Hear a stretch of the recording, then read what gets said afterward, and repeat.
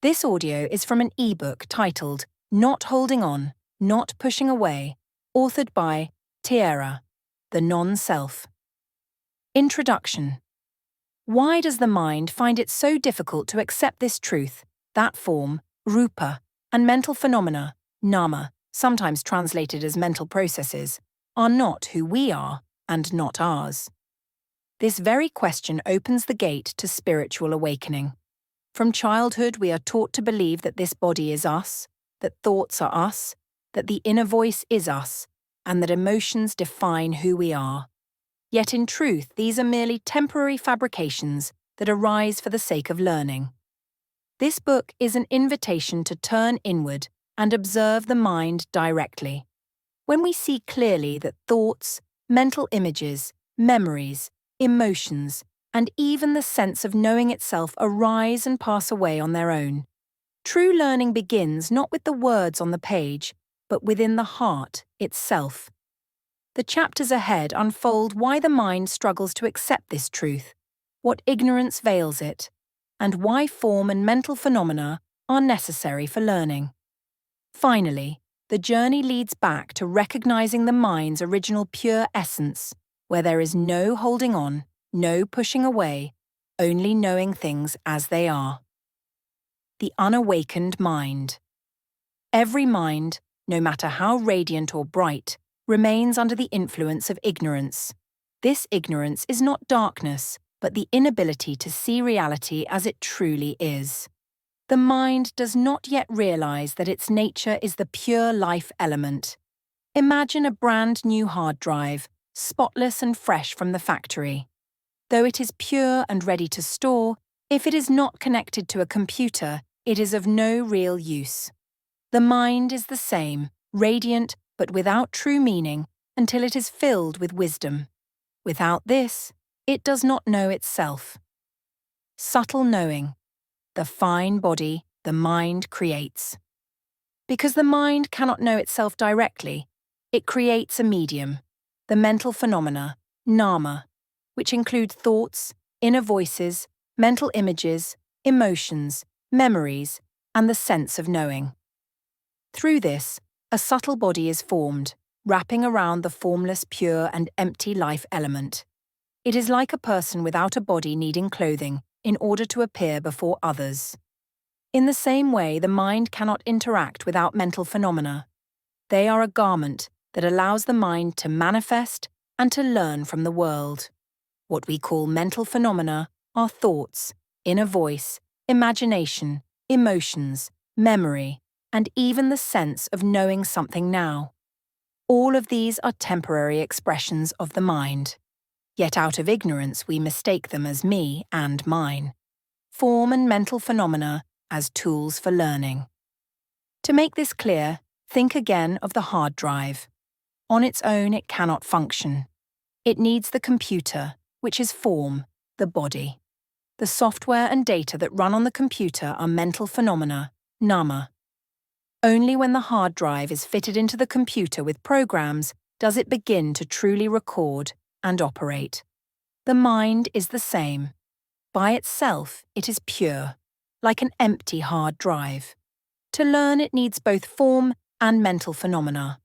When they come together, experiences can be stored, the world can be experienced, and learning can naturally unfold. Without them, the mind remains clear but self-unaware. The path of wisdom is to remain awake within, watching continuously without forcing or interfering. Thoughts, emotions, memories, and awareness arise and pass away on their own. Whatever appears, whether pleasant or unpleasant, right or wrong, is simply something being known. By not clinging to the pleasant and not rejecting the unpleasant, this repeated seeing gradually frees the mind, the one who opens the door. Even with form and mental phenomena, the mind cannot awaken by itself.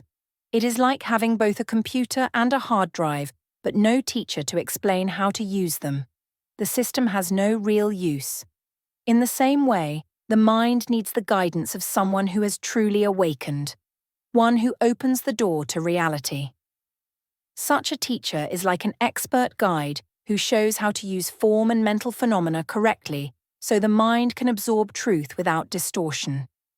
If the guide lacks true knowledge, decades of effort bring little.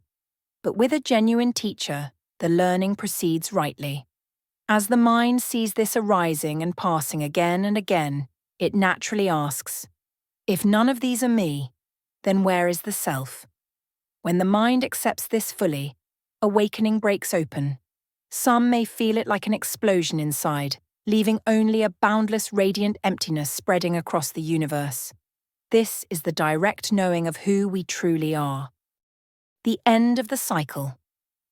When wisdom completely fills the mind, the hard drive is full.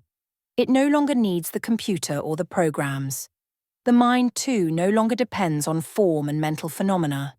It sees directly that all form and mental phenomena are mere manifestations, not a self, and not something to be clung to. With clinging gone, the cycle of wandering ends. In this state, the mind realizes itself as the pure life element, empty, clear, and boundless, no longer limited by time or by body and mental phenomena. It does not hold on to the body and all manifestation as its own, nor does it push them away. They are simply something being known as natural appearances that arise and dissolve. When non-self is fully seen, the cycle breaks apart and no further wandering remains. Conclusion. The most difficult truth for the mind to accept is that form, rupa, and mental phenomena, nama, are not who we are and not ours. From the very beginning, the mind has not known itself. It creates mental phenomena in order to learn and relies on form as its tool. Only when guided by those who truly understand does genuine wisdom enter the heart. When the mind directly sees that the body, thoughts including the inner voice, and even the thoughts that are spoken out loud, mental images, memories, emotions, and the sense of knowing are not self, it realizes non-self in all conditioned things. With this realization, attachment naturally falls away.